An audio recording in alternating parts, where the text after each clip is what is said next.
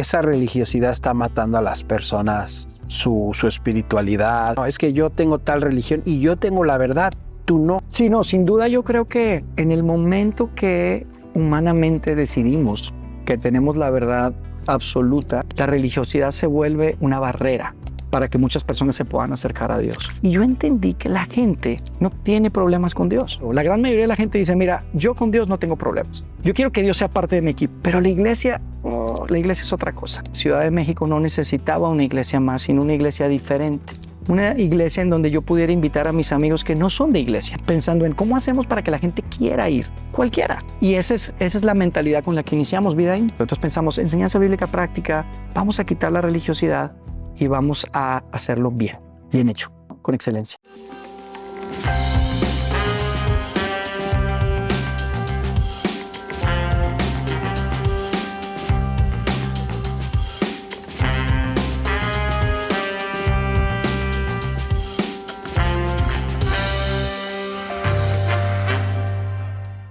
Muy buenas tardes, mi nombre es Rafael Coppola y bienvenidos a este podcast Más Allá del Cielo, donde es un podcast para personas creyentes. Si tienes un testimonio lindo que puedas compartir, aquí te dejo un correo para que nos escribas y te podamos entrevistar. Y hoy tenemos a un súper invitado que es mi pastor, Yair, de la congregación Vida In en Santa Fe. Muchas gracias, mi querido Yair. Gracias, Rafa. Gracias a ti por la oportunidad de estar acá y compartir con tu audiencia, que es increíble, ¿verdad?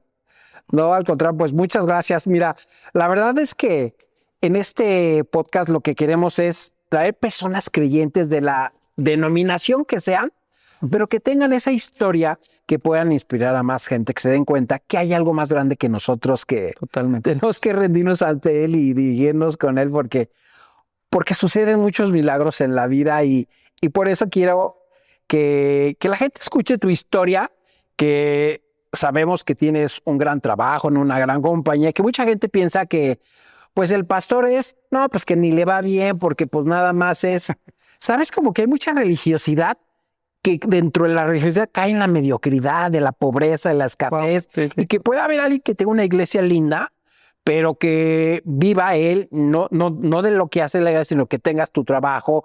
Y sobre todo queremos saber tu historia. ¿Cómo empezaste en este mundo de Dios? ¿Tú fuiste siempre creyente o de repente cómo conectaste? Platícanos un poquito de tu infancia. No, gracias, Rafa. Sabes que me parece súper interesante que comentas eso alrededor de la mediocridad y todo, porque de hecho fue una de las cosas que yo estoy convencido que Dios usó en mi vida para inquietarme a hacer algo.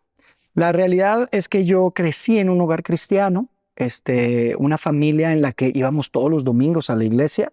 De hecho, si te puedo contar, era ir a las 8:45 de la mañana, estábamos unos 15 minutos cantando y después entrábamos en una clase de Biblia y después había como un receso de 10 minutos y después estábamos como 2 horas y media, o sea, imagínate de 8:45 como hasta 2 de la tarde y después regresábamos a las 6 de la tarde a la iglesia. Entonces, esa fue mi infancia y la verdad no me puedo quejar para nada, o sea, fue una infancia linda en términos de ser parte de una comunidad en donde tenía mis amigos y todo esto. Pero si soy súper transparente contigo, llegó un momento en mi vida, y yo creo que a todos nos pasa eso en la adolescencia, ¿no? A los 15 y 16 años empieza la cosa a complicarse en términos de la iglesia y la religión como tal, ¿no?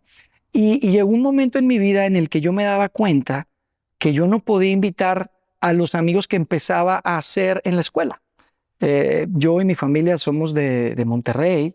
Crecí en Monterrey toda mi vida y yo empecé a tener muy buenos amigos, la verdad, tranquilos, no creas que esos amigos de fiesteros y todo, pero nos gustaba pasarla bien, pero eran personas que genuinamente aprecio. De hecho, al día de hoy son parte de de esa lista corta de amigos con los que sigo invirtiendo mi vida. Y yo recuerdo mucho que estábamos, yo creo que en la prepa o al principio de la universidad, en la carrera, que pues llegó un momento en el que, independientemente de mi experiencia tal vez de iglesia o religiosa, yo entendí que Dios era algo muy real. Yo lo había visto a través de mi familia, lo había visto a través de mi vida. No tuve una historia o no tengo una historia así de esas sobrenaturales en donde tal vez escuché una voz o algo así, para nada. Claro. Pero sabes que definitivamente yo entendí que Dios es real y que la persona de Jesucristo realmente es quien dijo ser. Ese Jesús histórico realmente es quien dijo ser, porque me puse a estudiar mucho. O sea, en ese tiempo, tú sabes, uno crece y pues crees lo que te digan tus papás. Sí. De hecho, te digo algo, a mí me decían, o sea, yo viví lo que tal vez muchos viven en el mundo cristiano, en donde te dicen, a ver, mijito, hay cielo y hay infierno. Si crees en Dios, te vas al cielo. Si no crees, te vas al infierno. ¿Qué quieres hacer? Pues obviamente quiero creer en Dios, ¿no? Entonces, esa fue como mi experiencia, pero sí llega un momento en donde todo eso que me inculcaron mis padres fue algo muy personal. Y pues decidí que mi fe tendría que ser una fe propia y no simplemente una fe heredada de mis padres. Y en ese tiempo, retomando la historia de mis amigos, cuando yo decido, oye, esto es verdad, entonces yo tengo que vivir como si creyera que es verdad. No solo puedo decir que creo y vivir como si no creyera. Y una de las cosas que para mí era importante era pues que mis amigos, a los que yo aprecio muchísimo, pues puedan ser parte también de eso y que se enteraran de lo que yo creo que es verdad. Y recuerdo que los invité a la iglesia. Saliendo de la iglesia, Rafa, me dijeron, Yair, tú nos caes súper bien y siempre vas a ser nuestro amigo. Pero no nos vuelvas a invitar a la iglesia, por favor, porque estás súper aburrido. O sea, no puede ser. ¿Cómo aguantas tanto tiempo? Y eso me empezó a inquietar a mis 18, 20 años aproximadamente. Y un poco esa es la historia de cómo Dios empezó a sembrar semillas en mi corazón de hacer algo diferente. Eventualmente me gradué de la universidad. Dios me dio la oportunidad de trabajar en Japón 3 años. Trabajé para la industria automotriz. Yo soy ingeniero mecánico de profesión, pero a mí me apasionaba mucho la tecnología. Entonces, estando en Japón, tuvimos la oportunidad de regresar a Monterrey, conseguir un trabajo en una empresa de tecnología muy grande, que en ese tiempo no era tan grande, pero ahora es, yo creo que la más grande, es Apple. Trabajé 15 años en Apple. Y en 2011, después de tener algunos años de trabajar desde mi casa en Monterrey, me invitaron a venir a las oficinas aquí en Ciudad de México.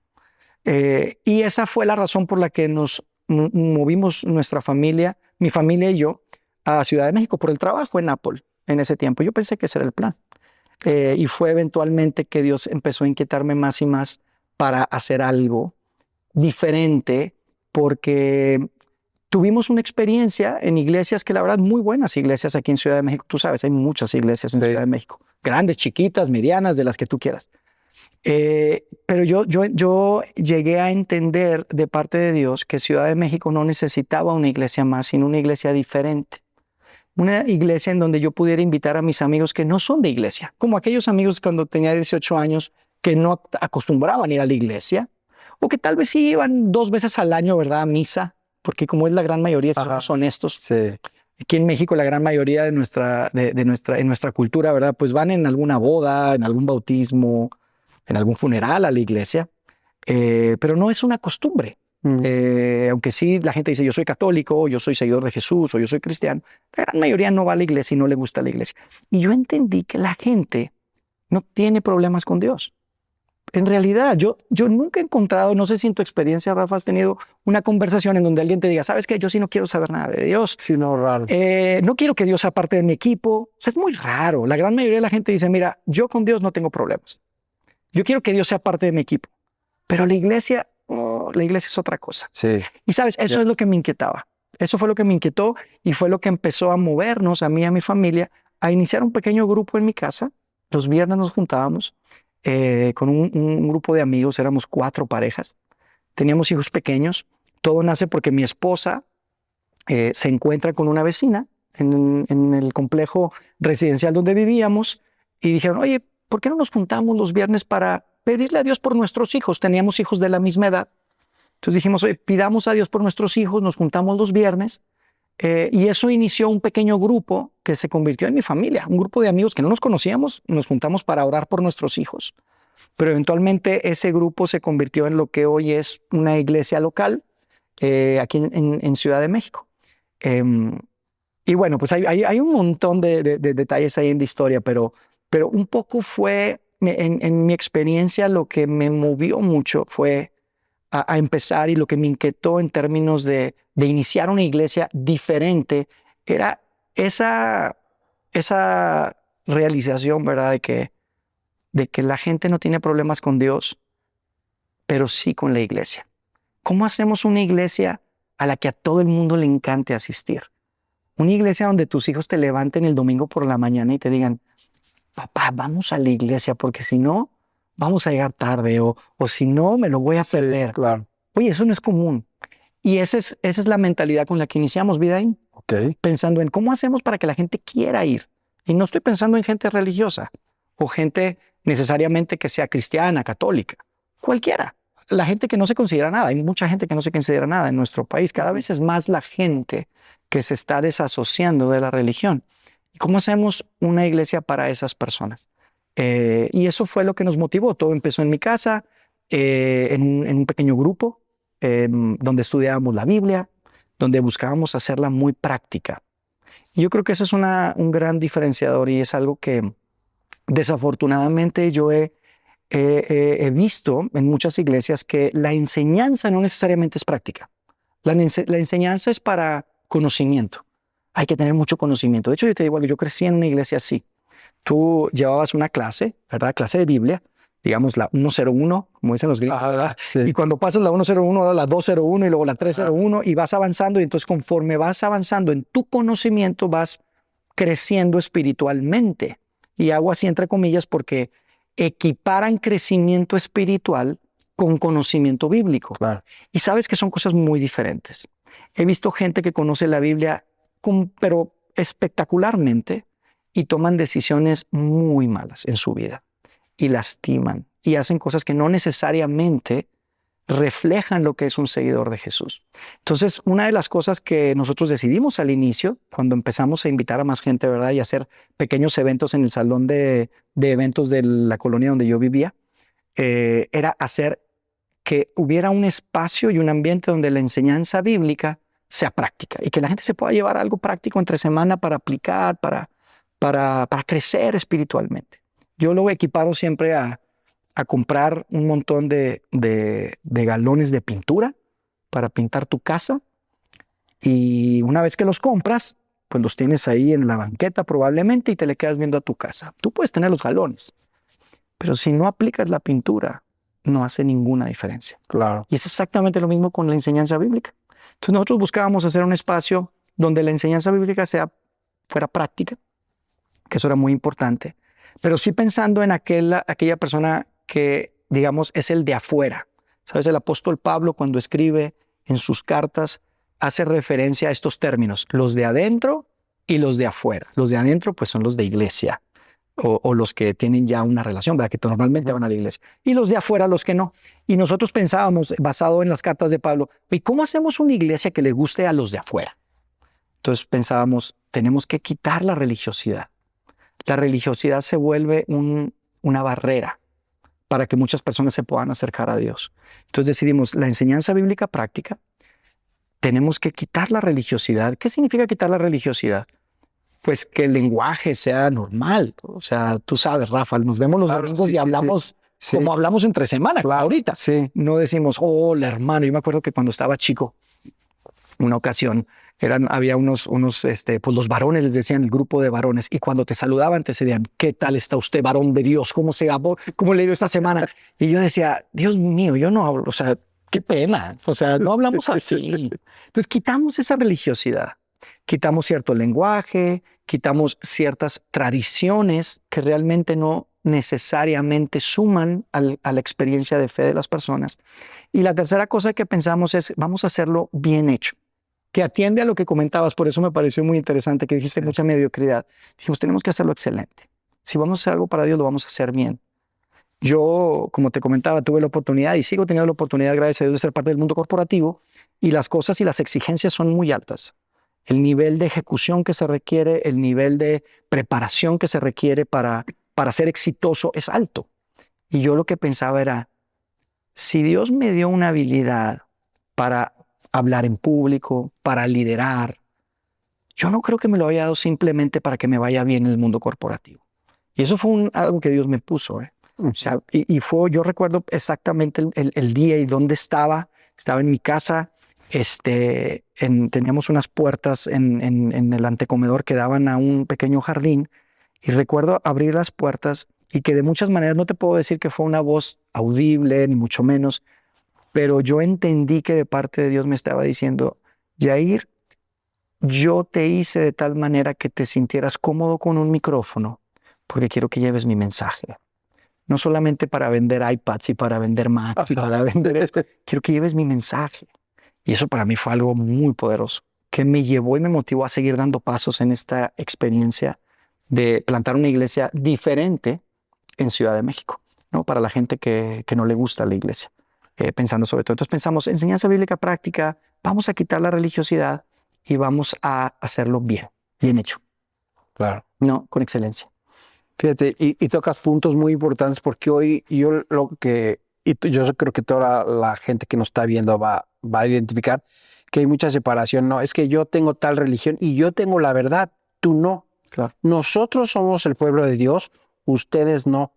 Y entonces yo creo que esa religiosidad está matando a las personas, su espiritualidad, la división, ¿no? Sí. No, de acuerdo, sin duda. La religiosidad es algo que a través de la historia de la iglesia, desde el inicio, Rafa. De hecho, si tú lees el libro de los Hechos, que es para los que nos escuchan y que están familiarizados con el Nuevo Testamento, que es parte de lo que hoy conocemos como nuestra Biblia, ¿verdad? El Antiguo Testamento y el Nuevo Testamento. El Nuevo Testamento tenemos los evangelios, que son estas biografías de Jesús, e inmediatamente después viene el libro de los Hechos, que básicamente es la historia de la iglesia primitiva, los primeros seguidores de Jesús. Y cuando inicia la historia de este movimiento que cambió el mundo por completo y ha cambiado la vida de millones de personas, el cristianismo y el seguir a Jesús, cuando inicia la iglesia, automáticamente lo que te das cuenta es que la gran mayoría de los seguidores de Jesús habían sido judíos antes, o eran judíos, porque Jesús era judío. Claro. Entonces tenían una cantidad de cosas que seguir y reglas que cumplir, mucha religiosidad. Y en Hechos 15 te das cuenta que hay una reunión muy importante. Esa reunión se da o se detona porque el apóstol Pablo y algunos de los evangelistas que empezaban a llevar el mensaje de Jesús fuera de Jerusalén, fuera de Israel, pues se estaban dando cuenta que había gente que no era judía y que estaban creyendo en Jesús y dando su vida por Jesús y dándole su corazón a Jesús y creyendo en él, ¿no? Pero como los originales eran todos judíos, pues decían, oye, pero antes de seguir a Jesús y antes de hacerte cristiano, pues tienes que cumplir todo lo que nosotros hemos cumplido como judíos. Entonces se hizo una tensión bárbara, porque unos decían, oye, no, tienen que seguir la ley de Moisés. Para empezar, imagínate, requería una cirugía. Sí. Una cirugía bastante dolorosa para los hombres. De hecho, yo estoy convencido que al inicio eran puras mujeres y niños. Y yo creo que los hombres decían, mi amor, yo te espero aquí en la camioneta cuando regreses. Porque imagínate, o sea, tenías que someterte a una cirugía, la circuncisión judía y todo esto. Entonces, la gente que se quería acercar a Jesús estaba enfrentándose con esa religiosidad, que yo creo que es un paralelo muy, muy claro al día de hoy. Lo que tú acabas de decir es muy importante, pero no es nuevo. Desde el inicio, Rafa, desde el inicio en la iglesia ves que había una tendencia hacia la religiosidad, hacia cumplir una serie de reglas para que puedas ser parte, para poder acercarte a Dios, para ser cristiano. Necesitas seguir estas reglas. Y entonces había una división. Y se hizo ese concilio, esa junta, una junta muy importante, el concilio de Jerusalén, lo conocemos, está en Hechos 15.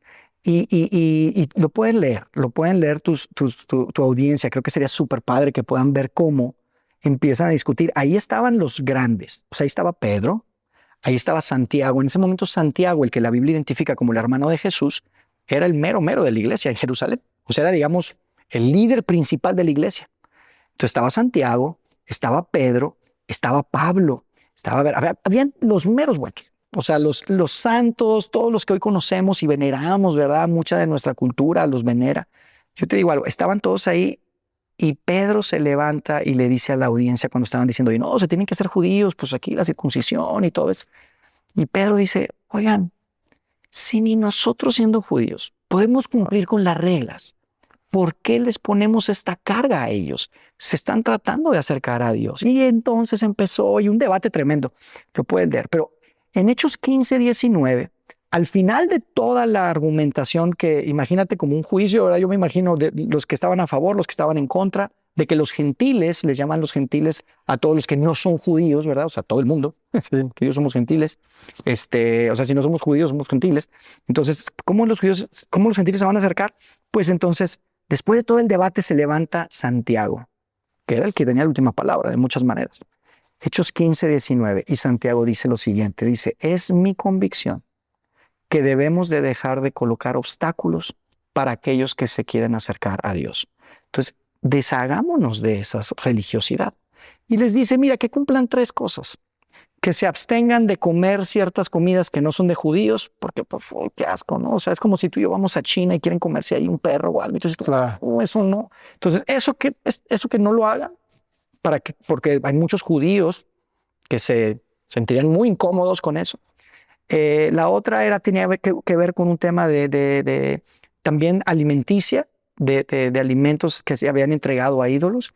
Y la tercera tenía que ver con inmoralidad sexual, que eso es muy bueno hasta el día de hoy. O sea, que no se anden metiendo con las esposas y las de los vecinos. O sea, por favor, porque eso lo complica todo. Entonces, básicamente les dijo, no tienen que cumplir nada. Había 618 reglas en la ley judía que tenían que cumplir, incluyendo una, como te mencionaba hace un momento, una cirugía bastante dolorosa para los hombres. Y básicamente Santiago les dijo, no tienen que hacer nada. Olvídense, solo hagan estas 3 cosas. Que 2 tenían que ver con la alimentación, tengan cuidado porque pues en los lugares de reunión estaban judíos y gentiles, y entonces como ahora se van a juntar, pues por respeto. Y la otra, pues obviamente, que no haya inmoralidad sexual, o sea, sean fieles a sus esposas y ya, con que cumplan eso, pueden ser parte. Lo que estaba en juego era muy grande ahí, Rafa, porque lo que estaba en juego era en realidad la respuesta a la siguiente pregunta. ¿Quién puede ser parte de la iglesia?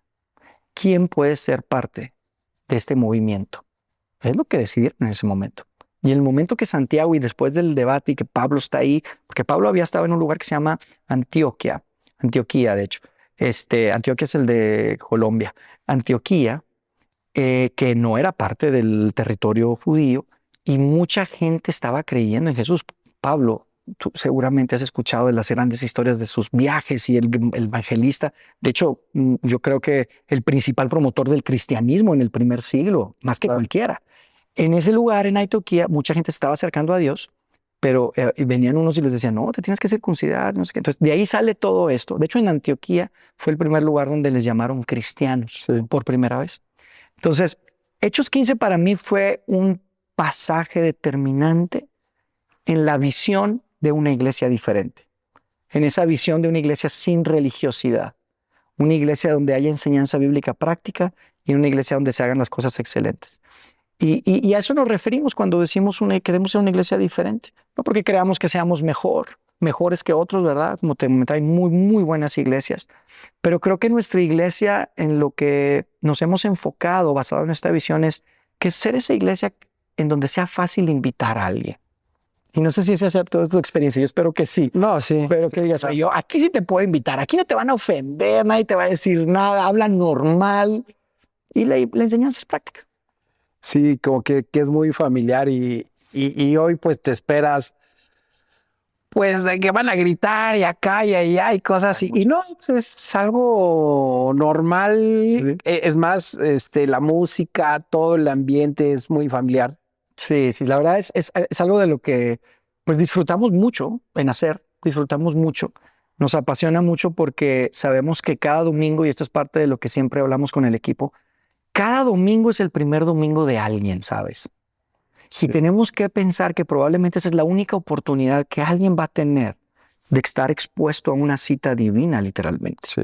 En donde nosotros, y esto es algo también muy importante, algo que hemos entendido, nuestro rol no es transformar el corazón de nadie o inclusive convencer a nadie.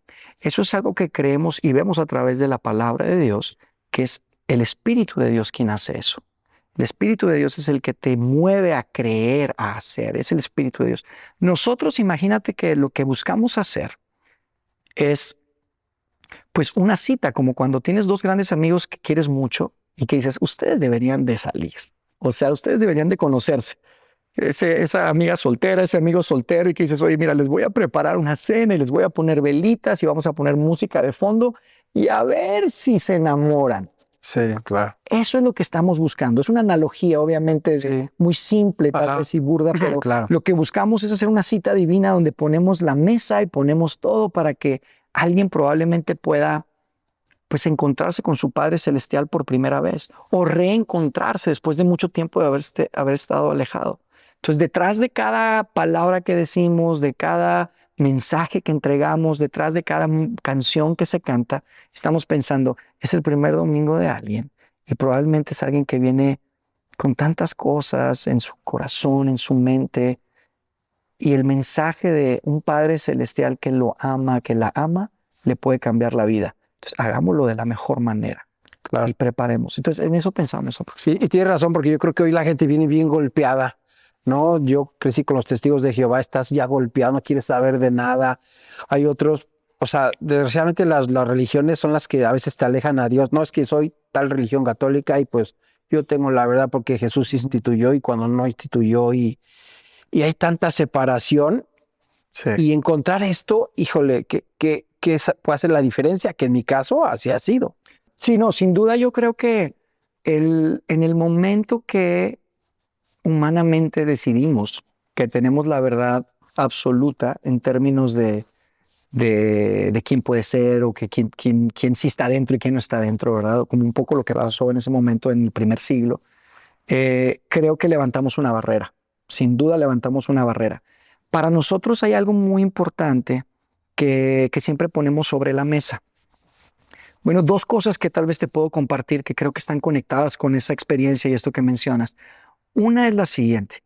Nos gusta decir que tenemos conversaciones no políticas. Sabes, tener políticas es muy fácil, Rafa. Decir, mira, tú quieres ser parte, bueno, no puedes hacer esto, no puedes hacer esto, tienes que hacer esto, tienes que... Es muy fácil. Yo no tengo que andar de policía ni nada, simplemente si cumples con estas cosas, eres parte. Entonces son mis políticas. Y aquí no aceptamos a los y a las y al este grupo, lo que sea, ¿no? De hecho, quiero comentarte que cuando mis hijos asistieron, oye, pero... ¿Y nos van a decir algo luego lo que lleguemos? Y tengo que ir de traje, porque así estaba. Y mi hija me dice, yo no sé en qué momento ya me van a decir algo. Y cuando me digan, me voy a enojar. Claro, pues pobre. Digo, no, miro la prensa el código. O sea, a mí me costó trabajo platicar por ellos porque era, allá eres, no, es que traes barba, no puedes. Tienes que venir de corbata. Y los niños los visten como señor chiquito de corbata. Entonces, ¿puedo ir así de pants? Wow. Y puedo ir así. Le digo, hijo, yo voy siempre pues por mi gorra, por las redes sociales y así voy.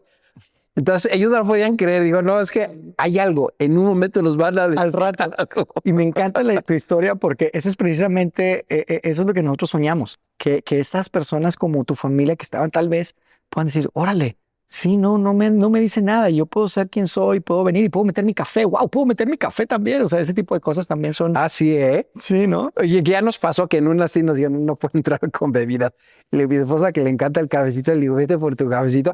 Y además nos hace sentirse muy bien. Claro. Hay libertad. Entonces, fíjate que cuando hablamos de tener no políticas, pero conversaciones, es algo muy poderoso. Otra vez, no es fácil. Porque, ¿qué significa? Que buscamos que las personas que son parte de nuestra comunidad genuinamente sean impactadas y transformadas por la vida de Jesucristo. ¿Qué significa? Que están llevando un estilo de vida que los lastima a ellos mismos o lastima a alguien más. Están viviendo un estilo de vida que no es de acuerdo al camino de Jesús. Claro. Pero no significa que yo te voy a decir, oye, tú no puedes ser parte si llevas este estilo de vida. No, vamos a sentarnos y te voy a ver a los ojos y vamos a platicar. Y te voy a mostrar el amor de Jesús y te quiero mostrar por qué lo mejor para ti es seguir el camino de Jesús, te hace mejor para la vida. Eso es lo que siempre decimos, seguir a Jesús hace tu vida mejor y te hace mejor para la vida. Entonces, pero no tenemos una política en donde yo diga, bueno, es que si tú usas esto o si tú haces lo otro, entonces no puedes ser parte. Entonces, políticas, no conversaciones. Y regresando al concepto o al tema de tenemos la verdad o no tenemos la verdad, algo que es central, o digamos más bien que es muy importante para nuestra iglesia, es que hemos trabajado mucho en separar las creencias que consideramos centrales con creencias que consideramos periféricas o no centrales. hay creencias centrales y hay creencias periféricas. ¿Qué significa eso? Que para ser un verdadero seguidor de Jesús, hay ciertas cosas que tú tienes que creer. Si tú no crees esas cosas que son centrales, es imposible que seas un seguidor de Jesús. Wow. Y hay creencias que son periféricas que, pues, algunos creen una cosa, algunos creen otra. Te doy un ejemplo. Bautismo de niños. Tú puedes creer que el bautismo de niños es algo correcto y hay gente que dice no, que está mal porque no saben los niños nada en ese momento.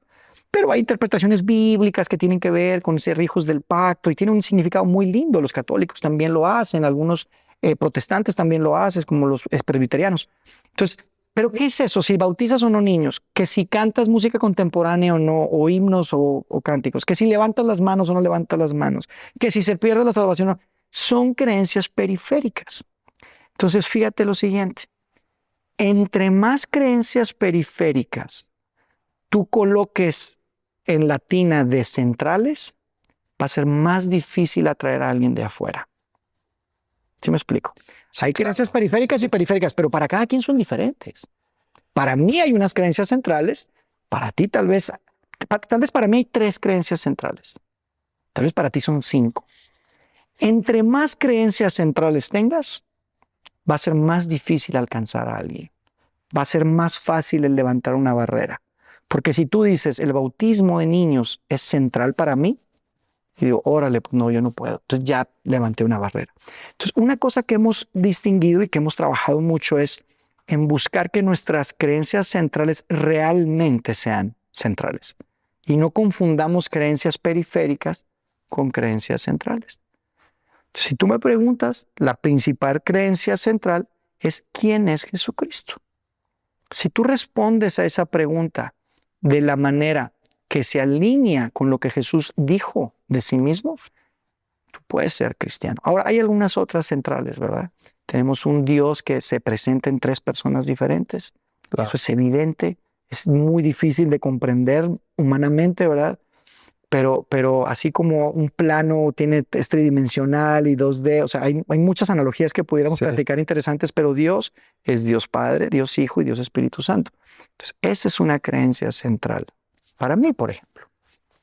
Pero otra vez, entre más creencias centrales tengas, va a ser más difícil ser una comunidad abierta donde la gente de afuera se sienta cómoda en ser parte. Entonces buscamos que nuestras creencias centrales realmente sean centrales y buscamos que lo periférico nos permita diferir y tener gracia unos a los otros.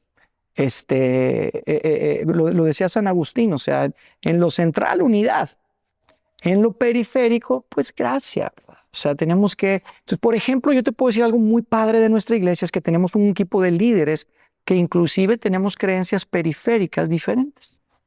Entonces, no somos una iglesia en donde todos tienen que creer A, B, C. No, pero sí creemos que si tú quieres realmente disfrutar la vida que Jesús ofrece y la transformación que hay a través de su sacrificio en la cruz, hay un grupo de creencias centrales que son no negociables, si tú quieres, ¿no?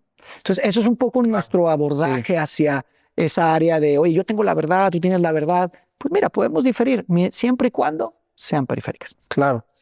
Y es que mucha gente que le da autoridad es que estoy en la verdad, pero no se dan cuenta, pienso yo, que o no alcanzan a diferenciar de que la creencia central, esta es la que nos salva. Claro. Que la iglesia, pues yo puedo ir o no ir, puedo ir a evangelista, testigo, lo que sea, pero quien me va a salvar es Cristo. Sí, claro. ¿No? Entonces la gente identifica, es que este grupo, aquí me salvo, porque somos verdad, pero Jesús pues fue muy claro, dice, yo soy el camino, yo soy la vida. La Biblia dice que la palabra de Dios es la verdad, entonces está ahí. Claro. Entonces, el rol de la Biblia es muy importante.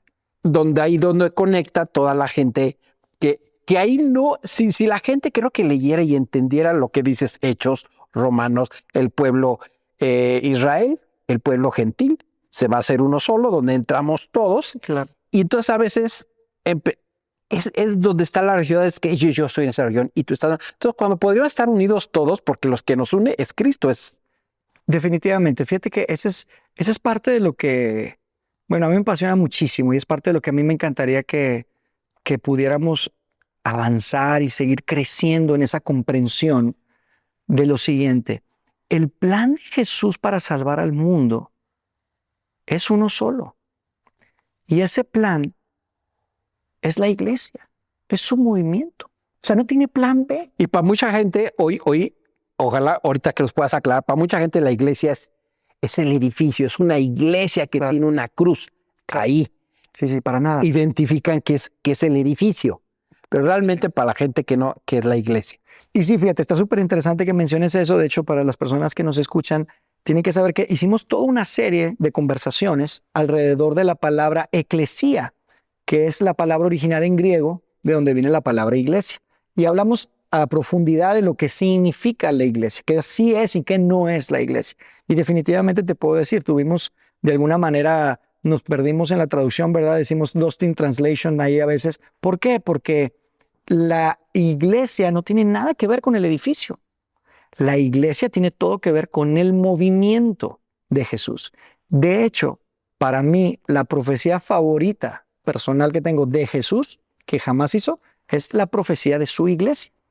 Tal vez tú recuerdas esa historia, estaba con sus amigos, sus discípulos, los más cercanos a él, y les empieza a preguntar, oye, ¿cuál es el chisme en la calle sobre mí? ¿Qué dice la gente sobre mí? ¿Te acuerdas de esa escena? Sí. Es una escena apasionante. Son de esas escenas que yo cuando estemos con él, yo quisiera ver en video. Yo espero que sí la podamos ver. O sea, donde está Jesús, y yo imagino, ya tenían rato, ya lo conocían, ya había hecho milagros.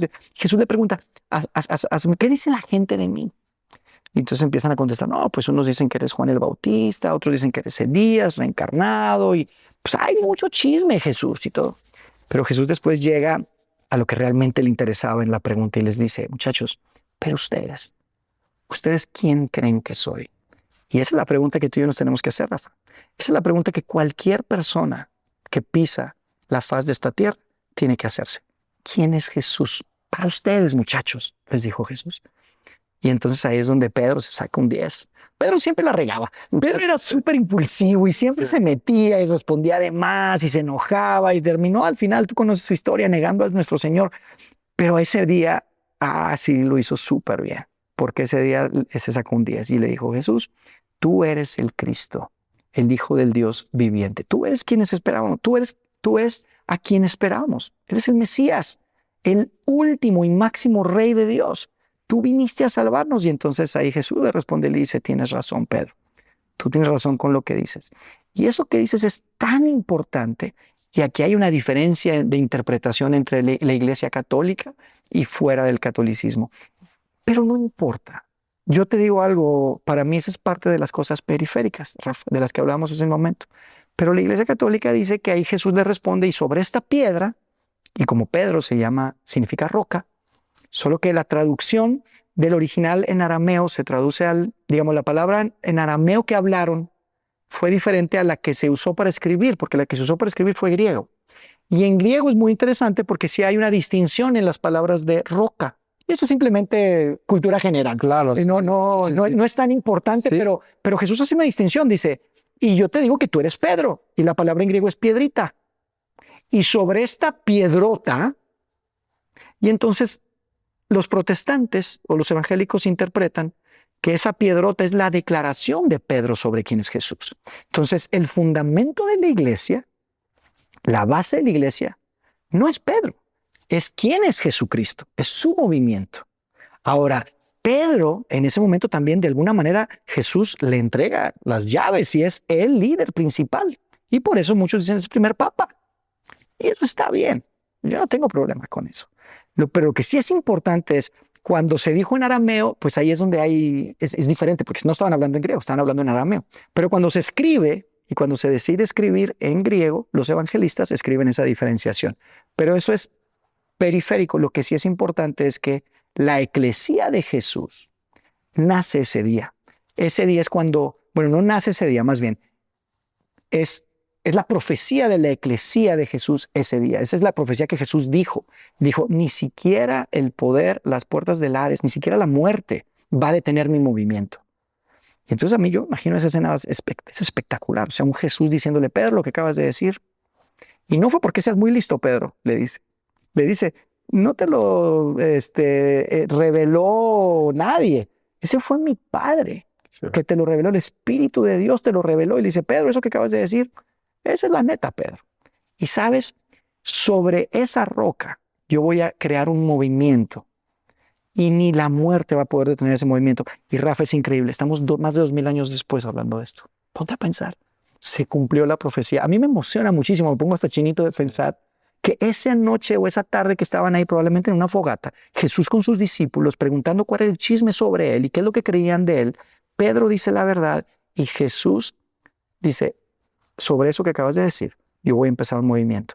Y Pedro se convierte en ese líder fuerte que empieza a liderar la iglesia y después llega Pablo, porque realmente los muchachos, los 12 que anduvieron con Jesús, pues no salían de Jerusalén. Y yo me imagino esa conversación ahí de Jesús tal vez con el Padre diciendo, yo me imagino al Padre, o sea, diciéndole, Jesús, ¿qué onda con tus muchachos? No salen de Israel, o sea, esto era mucho más grande, esto no era solamente para los judíos, esto no era solamente para esa región.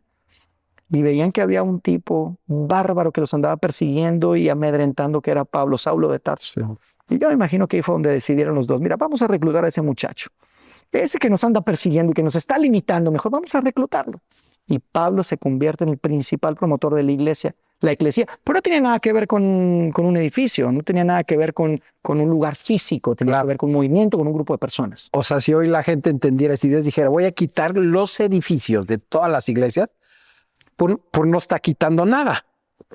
Porque nosotros, entiendo que uno es nosotros somos la iglesia. La iglesia. Nos vamos a la iglesia. Nosotros somos la iglesia. Cristo es la cabeza y Cristo es la cabeza. Y de alguna manera la Biblia presenta a la iglesia como la esposa.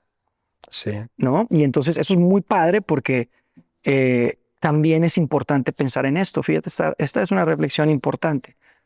Muchas veces pensamos, oye, no, yo y Dios tenemos nuestra relación, no necesito ir a la iglesia o ser parte de la iglesia, que quiero hacer la distinción, porque una cosa es ir a la iglesia y una cosa es ser parte. Sí, claro. Nosotros somos parte de la iglesia, pero si tú no formas parte de la iglesia y quieres vivir en una isla solo, con tu Biblia probablemente, y tú dices, no, yo no necesito, yo sigo a Jesús, pero yo no necesito ser parte de la iglesia. Es como decir, mira, yo estoy casado con mi esposa y la amo con todo mi corazón, pero yo no necesito ir a casa, yo no voy a casa. Yo no convivo con ella. ¿Cuánto tiempo te va a durar ese matrimonio? Entonces, la iglesia es importante, claro, pero no el edificio, claro, la comunidad. Claro. El ser parte de la comunidad, el ser parte de ese movimiento, nunca fue diseñado para vivirlo de forma individual. Hay una experiencia personal e individual con Dios, sin duda, y eso es individual y cada uno de nosotros tenemos nuestra historia de fe. Tú me contaste un poco de la tuya y ha sido diferente y todos estamos recorriendo ese camino de fe. Sin embargo, cuando pensamos en la iglesia, yo pienso que es imposible decir yo soy un verdadero seguidor de Jesús y yo no me congrego, yo no hablo con nadie, yo puedo estar en una isla con mi Biblia y soy feliz. No lo veo, no lo veo. Sí, fíjate que sí es algo difícil poderlo ver así, ¿no? Porque, o sea, ahorita nos platicas tu historia, como si el caso tuyo, que tú desde joven estuviste, si no hubieras estado en esa iglesia o en esa congregación, congregándote, exacto, no hubiera detonado todo lo demás. Nunca.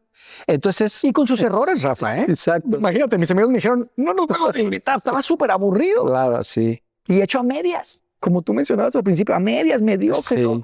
Pero Dios lo usó, claro, para que eventualmente esas semillas y esas experiencias que yo tuve de niño pudieran después convertirse en algo que diera fruto. Claro. Y creo que en las familias hoy, el estar ahí, o sea, siento yo que mucha gente podemos tender a muchas cosas, al alcohol, a las drogas, a inmoralidad, a muchas cosas. Y cuando tú estás asociándote, como que te sientes parte y identificas, tienes más claridad de los puntos rojos, ¿no? Totalmente. Y entonces estás acá y entonces ves diferente las cosas. Sí. Que cuando estás afuera, pues no pasa nada y puedo hacer muchas cosas. ¿Y qué me vas? Totalmente. Yo creo que somos seres, naturalmente, por diseño, somos seres sociales y estamos diseñados para vivir en comunidad. Y definitivamente el estar involucrado en una comunidad de fe independientemente del edificio, independientemente del lugar físico, ¿verdad? Estar involucrado en una comunidad de fe se convierte en una barrera de protección de muchas formas. Yo te puedo decir, o sea, mi iglesia, esa que te contaba y que de niño y todo, me salvó la vida de muchas maneras, Rafa. Si tú me preguntas, yo te puedo decir, me salvó la vida. Yo no sé dónde estaría si yo no hubiera tenido esa experiencia de iglesia, aunque tal vez medio rara o aburrida o irrelevante, que ese es un tema también importante para nosotros. Buscamos esa relevancia porque hay una crisis fuerte de irrelevancia hoy en día, sobre todo con los jóvenes en la iglesia. Entonces, pero independientemente de eso, yo te puedo decir, ¿sabes qué? Me salvó la vida. Porque no hubiera decidido casarme con quien me casé, no hubiera decidido manejar mi moralidad como la manejé, no hubiera decidido manejar mi trabajo como mis finanzas. O sea, me salvó la vida de muchas maneras. Y lo que nosotros vemos el día de hoy como esa fotografía del futuro que nos provoca una pasión, que ese para mí es la mejor definición de una visión. Yo siento que Dios nos entregó una visión cuando estábamos en mi casa, pensando en Vidaín, pensando en la iglesia. Dios nos entregó una visión y tenía que ver con que justo las personas puedan experimentar esa barrera de protección, esa vida transformada en Jesús. Rafa, no teníamos nada. O sea, éramos 4 parejas en casa, no teníamos equipo, no teníamos edificio, no teníamos luces, no teníamos micrófonos, no teníamos nada.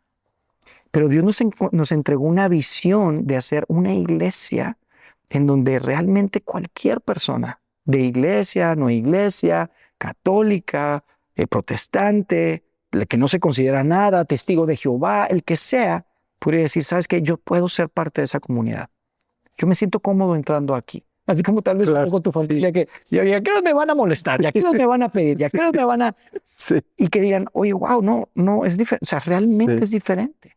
Y esa fue la visión que Dios nos entregó y lo que nos lleva y al día de hoy nos motiva a cada día y obviamente cada domingo que buscamos crear este ambiente, pero cada día a tener conversaciones con personas, como te decía, no políticas, conversaciones, a crear un ambiente espectacular el domingo para adultos, para niños, para jóvenes. Y eso es lo que nos motiva, que la gente pueda realmente tomar la decisión de seguir a Jesús y de querer ser parte de su movimiento. Claro. No de seguir a Jesús individualmente, personalmente, que claro, ese es el primer paso.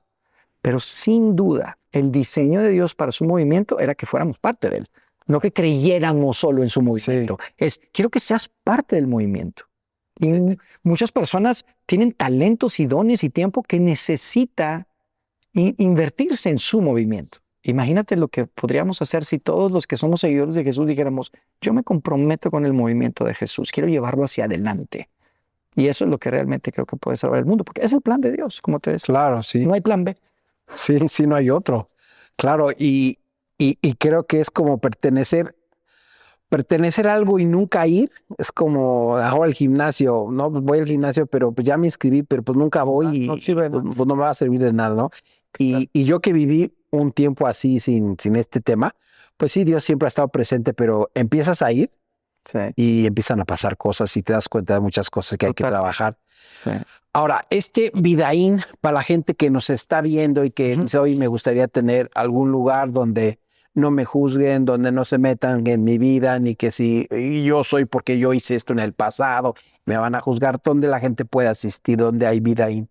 Mira, tenemos 4 campus el día de hoy. Vidaín es una iglesia que providencialmente creo que Dios atravesó en mi vida y por eso hoy nuestra iglesia es Vidaín. Como te comentaba un poco mi historia, fue esa inquietud que Dios colocó en mi corazón y el corazón de mi esposa de iniciar algo diferente. Y en ese momento estuvimos teniendo conversaciones con varios líderes que habían sido parte de nuestra vida para que nos ayudaran pues buscábamos construir sabiduría, a entender por dónde, con quién, o sea, pues yo, Rafa, pues no, yo nunca tenía, o sea, así que no tengo mucha experiencia plantando iglesias, no, cero, nunca. Aparte, ¿alguna vez te imaginaste, oye, voy a ser pastor? No, jamás. De hecho, si me hubieras preguntado, Rafa, y tú dices, lo último que voy a hacer es ser pastor. Yo nunca me lo imaginé. Entonces, para mí, Vidaín fue providencial. ¿Cómo providencial? Dios lo puso de una manera milagrosa. ¿Por qué? Porque conocimos a través de mi familia en Monterrey a Vidaín, que en ese momento solamente existía en Saltillo, Coahuila, al norte. liderada por un misionero que llegó hace más de 40 años a México. Su nombre es Juan Beriken. Él ahorita está asociado con John Maxwell. Probablemente has escuchado de John Maxwell. Sí. Él es la cara de John Maxwell en Latinoamérica y lleva todo pues, negocios de liderazgo y todo el movimiento de John Maxwell. Y él, inquietado por Dios, por una iglesia diferente, muy similar a lo que nosotros vivimos, empieza esta iglesia Vida In en Saltillo. En ese momento se llamaba Vida Internacional. ¿Y él cómo se llama, dices? Juan Beriken. Ah, ok. John Beriken, le dicen Juan ahora porque tiene más de 40 años aquí en México. Okay. Y es un tipazo. Vida In.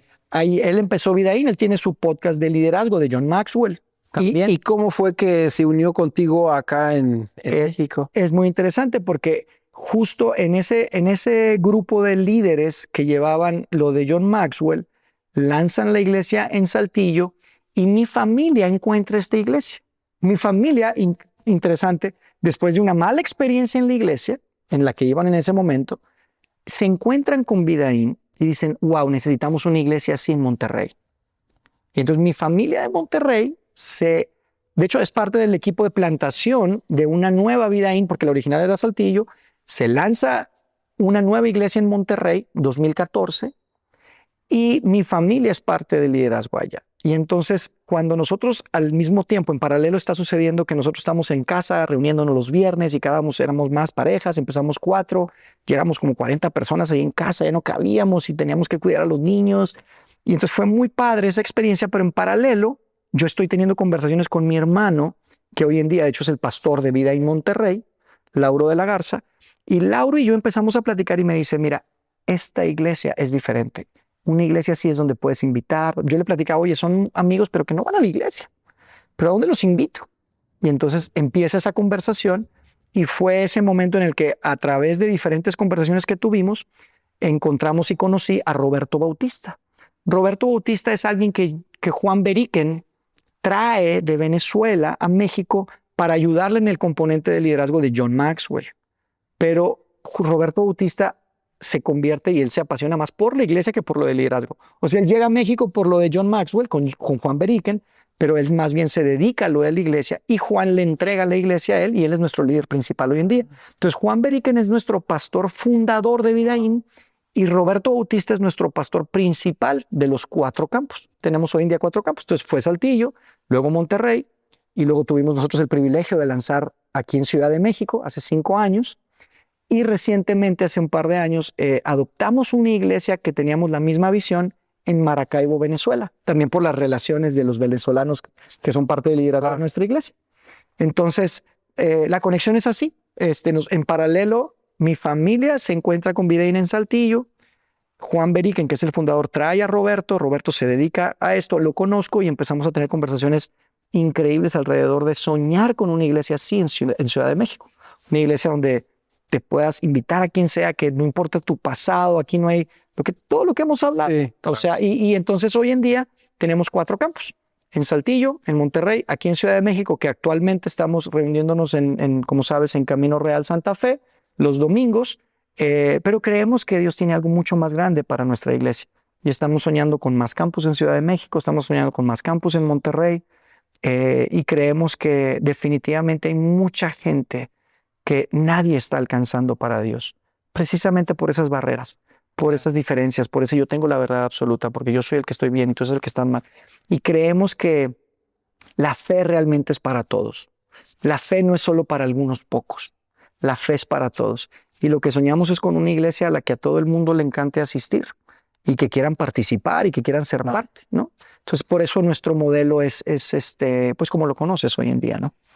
Y que para la gente que quiera buscarlos, ¿cómo los pueden buscar en las redes sociales? Vidain.org, Vidain.org. De hecho, le cambiamos, esta es una anécdota interesante, era Vida Internacional, pero como Dios nos entregó esta visión de tener más iglesias, dijimos, imagínate decir Vida Internacional Saltillo, Vida Internacional Monterrey, Vida Internacional, esto está muy largo, entonces dijimos, vamos a cortarlo y le pusimos Vidain. Pero no tiene nada que ver con Holiday Inn ni con ningún hotel. Es simplemente porque viene de Vida Internacional. Y hoy cualquier persona que quiera saber acerca de nuestras reuniones, los horarios, puede ir a vidain.org. Ahí nos puede seguir en nuestras redes. Tenemos cuentas en Instagram, tenemos en Facebook, en todas las redes sociales. y pueden visitarnos en alguno de nuestros campus en vivo y presencial. De hecho, hoy en día tenemos presencia en línea, transmitiendo las reuniones. Si alguien antes de ir quiere ver cómo se ve esto, ¿verdad? Porque muchas veces es como, Sí. no sabe uno, lo pueden ver. Nosotros lo transmitimos desde Monterrey, la transmisión que hacemos, y tenemos canal de YouTube también, Vidaín ORG. Pues qué padre obra están haciendo. Que mucha gente Claro. que lo interpreta, pues es que pues claro, pues ya es pastor y ya hace un negocio, ya lo ven así. Pero la gente siempre va a buscar la parte negativa en vez de buscar la labor. Sí. Que digo yo que hago eventos, el hacer un evento, rentarte y todo implica un gasto enorme que te Sí. come si no lo sabes solventar, o sea, ¿cómo lo sacas? Sí, total. Una responsabilidad muy grande, ¿no? Sí, fíjate que esa es una de las cosas que yo me siento súper privilegiado, Rafa. O sea, Dios me dio la oportunidad de liderar pues, la plantación y el lanzamiento de esta iglesia. Y afortunadamente no he tenido que devengar nada de la iglesia. O sea, yo tengo mi trabajo, como te comentaba, yo sigo trabajando en el mundo corporativo. Entonces, pues yo no recibo un centavo de la iglesia, al contrario, le invertimos porque creemos en esto. Claro. Y buscamos más bien inspirar a más personas que inviertan para poder hacer estos eventos, como bien dices, que son costosos, pero creemos que es el ambiente que requerimos para hacer esa cita divina que platicábamos hace rato. Yo creo que lo que te lleva son muchas bendiciones, ¿no? Al contrario, sí, totalmente, totalmente. La verdad es que mucha gente se acerca conmigo, con mi esposa y nos dicen, oye, gracias por lo que están haciendo, gracias. Y yo les digo, no, ustedes no saben, gracias a ustedes. Lo que eso ha representado para mí personalmente, para mi familia, pues no tiene precio. No tiene precio, es algo que genuinamente pues ha transformado mi vida. Y como te decía hace un momento, yo no sé dónde estaría si yo no estuviera haciendo esto. Porque tú sabes, en el mundo corporativo no es fácil. O sea, estás metido en tantos ambientes a veces complejos, uno viaja mucho, hay muchas cosas, hay mucha tentación, hay mucha cosa. No podemos asumir o pensar como que es un pastor, él no siente nada cuando... No, somos seres humanos de carne y hueso y enfrentamos tantas cosas. Y yo creo y estoy convencido que Dios tenía un plan para mi vida, la vida de mi familia, a través de este servicio y este ministerio que nos entregó. Claro. Porque yo de verdad digo, yo no sé dónde estaría. Por mi forma de ser, yo me conozco. Claro. Oye, para cerrar, si tú pudieras viajar al cielo y te encontrás en este momento con Jesús, ¿qué le dirías? Wow, qué pregunta tan poderosa y tan profunda. Es algo en lo que he pensado mucho y sabes, hasta como que me pongo emocional. Porque esa es parte de la razón por la que estamos haciendo lo que estamos haciendo. O sea, yo quiero tener la oportunidad de llegar con Él y decirle, sabes, hice todo lo que pude. No me guardé nada, ¿sabes? No me quedé con nada, lo entregué todo y me costó. O sea, la verdad cuesta, Rafa. Claro. Es difícil, hay sacrificios, pero igual otra vez, para mí es una gran bendición y privilegio. Entonces, para mí llegar con Jesús y decirle, pues le voy a decir, gracias por lo que hiciste por mí, porque ni aún con todo lo que hice sé que me hubiera merecido estar aquí contigo. Porque eso es algo que todos los que nos escuchan tienen que saber. No hay nada que puedas hacer para que Dios te ame más. No hay nada. Y la verdad yo te digo algo, Rafa, yo entendí que este ministerio que Dios nos entregó no es para ganarnos el cielo o para sentirnos nosotros mejores o importantes. Para nada. Es más bien una respuesta al gran amor que nosotros podemos entender que Dios nos entregó a través del sacrificio de su único hijo en la cruz. Cuando tú entiendes eso, que no hay nada que puedas hacer, no hay nada que puedas hacer para que Él te ame más, de hecho, ni para que te ame menos. Te puedes equivocar y arruinar tu vida con malas decisiones y Él te sigue amando incondicionalmente, infinitamente. Para mí llegar con Él será decirle, Dios, yo espero que lo haya hecho bien y gracias por el privilegio de haberte servido. Y yo creo que lo más importante va a ser que vamos a poder disfrutar en un nivel que ni siquiera nos podemos imaginar. O sea, ahorita nos imaginamos estar en el cielo y las calles de oro y hay tantas imágenes, ¿no?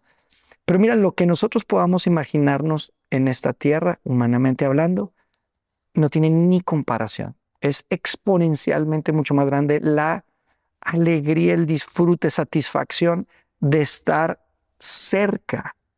No hacer nada, simplemente estar en presencia del ser más glorioso que existe en la creación.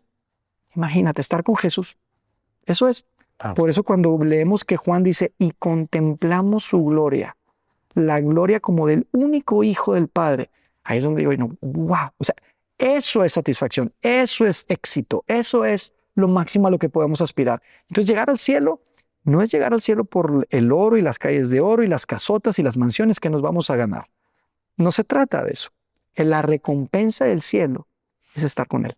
Claro. Y es algo que podemos empezar a disfrutar desde hoy. Y a veces eso se nos olvida. Es un proceso de santificación, es un proceso de fe, de confianza, pero el poder llegar a confiar plenamente que el sacrificio que Él hizo en la cruz en el primer siglo, y sobre todo el hecho de que a la vuelta del tercer día estaba vivo otra vez, sus amigos lo vieron, mujeres lo vieron, desayunaron pescado frito en la playa, Rafa, con Él. Lo habían visto muerto. Y no solamente fueron un grupo de personas que tenían un gran deseo porque lo amaban mucho y había sido un hombre tan bueno y milagroso. No, dice que fueron hasta 500 personas al mismo tiempo que lo vieron. O sea, no se fumaron unos hongos.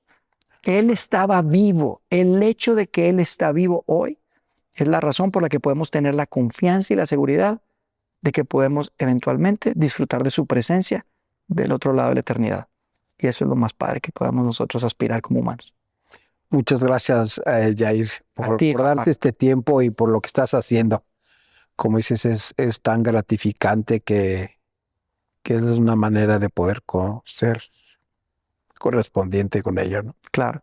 Gracias a ti, Rafa. Gracias a ti. Lo disfruté mucho la conversación. Qué bueno. Bueno, ¿y tú tienes alguna red personal o todo el mundo ahí? Fíjate que no tengo red personal, que es algo equivocado, que tengo años pensando y todo el mundo me dice, tienes que hacer tu marca personal, tu red, tal. La verdad tengo algunas redes, no las uso, pero sí me pueden encontrar seguramente a través de Vidaín Ciudad de México. Honestamente voy a quedarles a deber porque no posteo, más que los contenidos que tenemos de la iglesia, claro. Pero puede ser un buen lugar para empezar y me comprometo contigo que tengo que empezar a hacerlo. Qué bueno. Sí, pero Jair de la G en Instagram básicamente es la red, tengo Jair de la G y está conectada con la red de Vidaín Ciudad de México, Vidaín CDMX. Ok. Bueno, pues muchas gracias, Jair, por estar aquí y a toda la gente que nos ve también, por favor, compartan los episodios. Si los estás viendo, suscríbete, dale a la campanita. No estamos buscando un like, estamos buscando las almas que necesitan salvarse. Claro. Esa es nuestra visión de Más Allá del Cielo. Súper. Muchas gracias. Nos vemos en el siguiente episodio. Hasta la próxima. Gracias.